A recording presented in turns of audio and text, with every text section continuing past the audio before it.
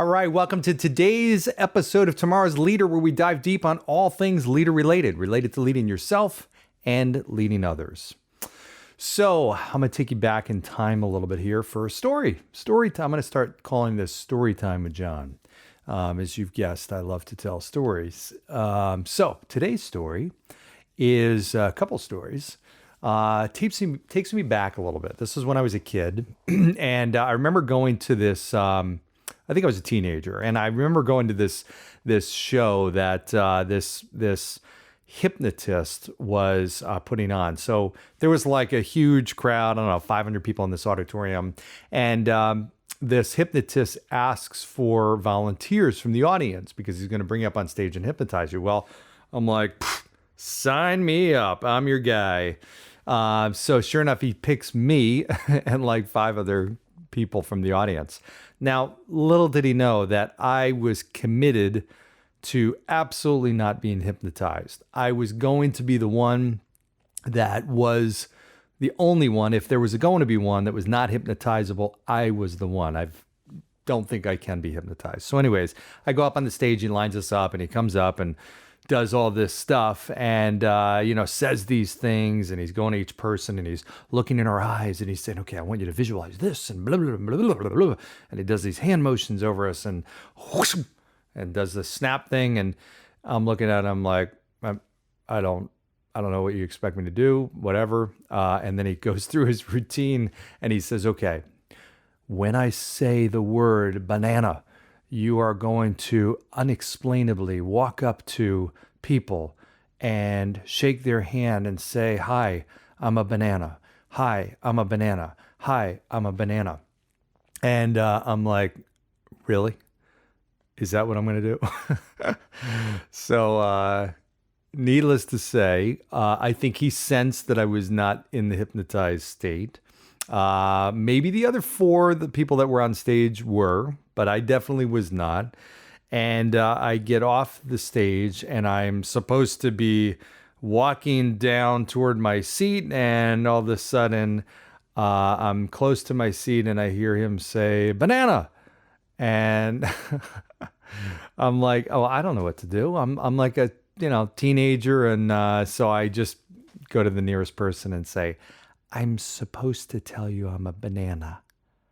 And the guy started laughing, and I went to the next person and the next row, and I said, I'm supposed to tell you I'm a banana. I'm not, but I'm supposed to tell you I'm a banana. So needless to say, those rows were laughing. And again, the other 4 might have been hypnotized and they did their thing, whatever, but I was not. And I don't remember the name of this hypnotist. And there's probably a reason for that, because I don't think he was a real hypnotist. I really don't.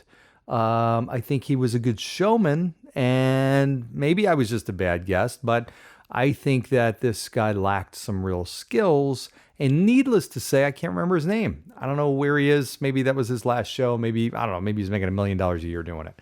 But it was inauthentic. It wasn't real, as far as I knew, and people could see through that. And then the rest of the audience, I think, started to see that because if I remember right, there were some other kind of, wishy-washy things. It was not the most impressive act, to say the least. All right. Let me contrast that with one that was unbelievable.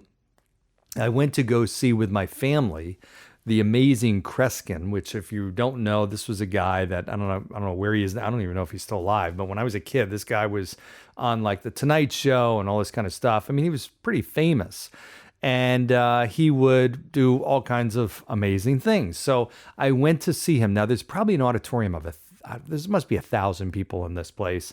I'm there with my sister, my parents. And with 1,000 people in the audience, I remember a couple things. And again, I was probably maybe in late high school or college or something like that. And he says, okay, I want everybody to just, in this auditorium, 1,000 people, I want you to think of anything you want, whatever. Close your eyes, think about for a second, anything that you want. And he stops after a couple seconds and he says, okay, was anybody in here thinking of the name? He said, I'm getting a name. Carolyn. And my dad's sitting next to me, and he's like, yeah, I was, and that's my mom's name. So he raises his hand, and out of 1,000 people, the amazing Kreskin says, yes, you, sir, stand up. And they pass over the microphone to him, and he says, you were thinking of the name Carolyn, right? And he said, my dad says, yeah, I was. He said, and Carolyn is and my dad was like, well, you tell me. And he said, your wife. Yes, it's your wife. So anyways, this guy, Amazing Kreskin, begins to go through, and if my dad is listening, he'll remember this, I think, I'm sure. And he goes through this whole thing. He said, you were at some point in your life, you hurt yourself. I'm sensing that you hurt your leg at some point. And he said, it's your right leg. No, it's your left leg. You definitely hurt your left leg. And my dad's like, mm-hmm. And he said, it was you broke it. You broke your ankle. And it was in a sports situation, wasn't it? And my dad's like, yeah. And he goes on to tell this. He says it was a sport. It wasn't football. It wasn't basketball. It was something. I see dirt. It was definitely a field. I see an infield. It was baseball. Now my dad, I knew, played baseball his whole life, and I knew this story. So as he's going through it, I'm like, what the? And he's like, you broke it sliding into a base, didn't you? You broke it sliding into, I'm seeing third base. Is that right? And that's exactly what happened. And my dad's like, yeah. And it was just like, what? And so the audience doesn't know, but my dad has no idea who this guy is. And he goes on, makes the point, and the audience is like, wow, but there's still a little bit of doubt, I think, because they're thinking, okay, does this guy and my dad know each other or whatever? And so my dad sits down. I'm like, Dad, do you have any idea how he knows that?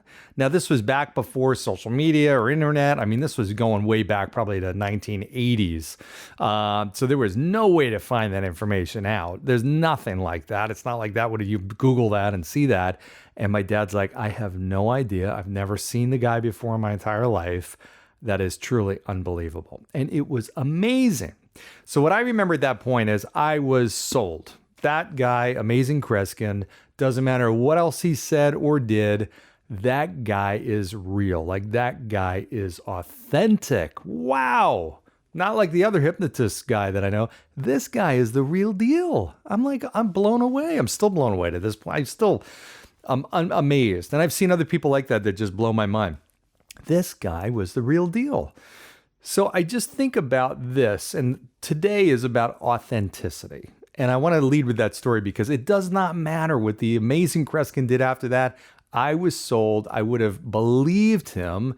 His just authenticity was so unbelievable, believable. It was just incredible. I would have followed this guy, and if he said something was a certain way or another way or whatever, or he could do this or he could do that, I'm a buyer. I'm believing. So unbelievable. So in any event, I bring this up for a reason. I got asked this question by a leader that I'm working with recently, earlier today, actually. He asked me a question. He said, I'm having trouble figuring out who I need to be. And I said, okay, well, what are you talking about? Tell me more. He said, well, I just feel like I need to figure out who I am in a work setting.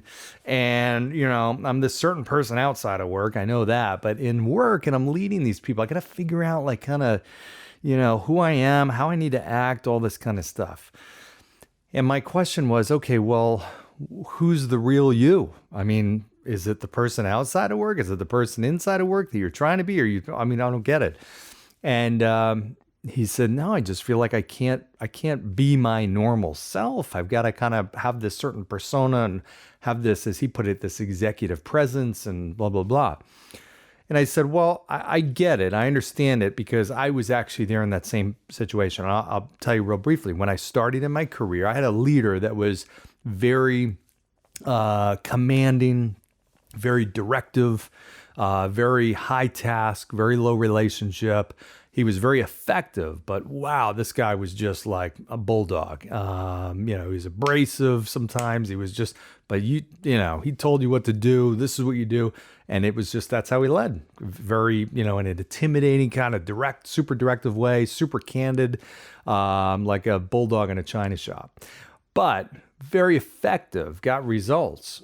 So I just naturally assumed when I was a new leader, that's how I needed to be. That was the style of leadership that I saw. So I remember as a new leader, I was this very specific person in work. I wouldn't smile very rarely. I wouldn't tell jokes. I would never goof off. I mean, I was like hardcore, and people looked at me like tough. This guy's tough. Has high expectations. I mean, this guy does not, he doesn't tolerate anything. And I didn't. I was super like stoic. I was very and it was weird. And it worked. I will say for the first year or two, I mean, I was a tough leader, really tough, it was, nobody got out of line. I mean, it was that type of rigid type of environment. But it wasn't me. Like, I remember it actually hit me, and this was way back. I remember having a holiday party. I invited my whole team and everybody over to my place for a holiday party. And my wife at the time was telling a story about something that I did, something goofy or whatever. And I remember a couple of my advisors were there, and they're like, "What? That doesn't sound like John. John did what?" And she's like, "Yeah, I mean, that's the type of stuff he does all the time." They're like, "What? That is not John. Are you kidding?" They called somebody else over. "Can you believe John did that? What?" And I remember it was the first moment I'm like, oh my gosh, I feel like I've been exposed. I'm like two different people. But it was really like this eye-opening thing. I'm like, wow, I am an entirely different person inside the office than I am outside the office. Like, okay, who's the real me? Now, the real me was the person outside the office, the goofball, kind of the guy that was enjoying life and, I had a certain way about myself. But in the office, I was just this total opposite. And it just was this really eye-opening thing because I realized my team had no idea who I was. And I did that deliberately. I just felt like, okay, who's going to take me seriously if I'm my real self? Now, I wasn't a total goofball, but I like to have fun. I like to laugh. I was, I'd tell jokes, this and that, whatever. I was just a different person inside the office. I felt like the respect level wouldn't be there. I had to manufacture this fake leader, this other John Laurito. And it wasn't until that moment the light bulb went off, and I'm like, this is tiring, and I feel like a fraud. I'm like, I'm not myself. And I actually started to drop that guard. From that moment on, I'm like, you know what? I am going to just be my normal self. Because I remember afterwards, talking to my wife at the time, and she's like, why are you such this different person at work? I'm like, I don't know. So I started to be more and more authentic, like myself. I will tell you, it was unbelievable. What I thought was if I was going to be my real self, that, people wouldn't take me as seriously, the respect level would go down, my influence level would go down, results would go down, they wouldn't really do what I was telling them, this and that. And it was unreal. The opposite happened. Literally, the opposite happened. My level of influence went up. The loyalty I felt in the team went up. The trust level went up because now they felt like they knew who I was. They were connecting. I was more approachable. I was more relatable. I was more authentic and honest and true. They could actually see who I was. And it was amazing because not only did the influence that I had go up, the results went up. And the respect level went up. It was unreal. Exactly the opposite of what I thought was going to happen happened. So my message to you is, if you're in that situation, I know I talked to a lot of leaders who find themselves in that situation. You've got to figure out how to bring your real self into who you are and make sure you're not trying to be this fake persona. Be authentic, which truly means you've got to figure out how do you use these leadership techniques that we're talking about and add them to your person, add them to your personality, and add them to who you are. Don't replace parts of who you are, because people ultimately see that. Just like I saw that hypnotist as a fraud, I kind of exposed who he was, and it wasn't just me that saw it, but everybody else in the audience started to see it, and his career went gone. When you're authentic, you have masses of people that will follow you. just like the amazing Kreskin. Millions of people showed up to see this guy after a while. I mean, he's, gazillionaire because he did it for real. He was who he was. And when it comes to leadership, you've got to be authentic, be yourself. So food for thought, some things to just get the wheels turning a little bit. We're going to talk more about authenticity. If you want to learn more about this, we actually have a live leadership mastermind group that's going to be on next Tuesday, the 22nd of September at 5 p.m. Eastern Time. I have a guest presenter you're going to love, Peter Velarde, who's been on our podcast before. I've got some other great people that are going to be joining that are going to talk about a number of different things. One of them is authenticity and what does it actually look like? What are the things that authentic leader does and what do they not do if they're not authentic? What do they do? It's all going to be about stuff that you can implement and take action on. So direct message me if you want that invite to that group. Aside from that, keep listening, keep liking, commenting, give reviews, share, all that kind of good stuff. And we'll see you next time. Thanks, everybody.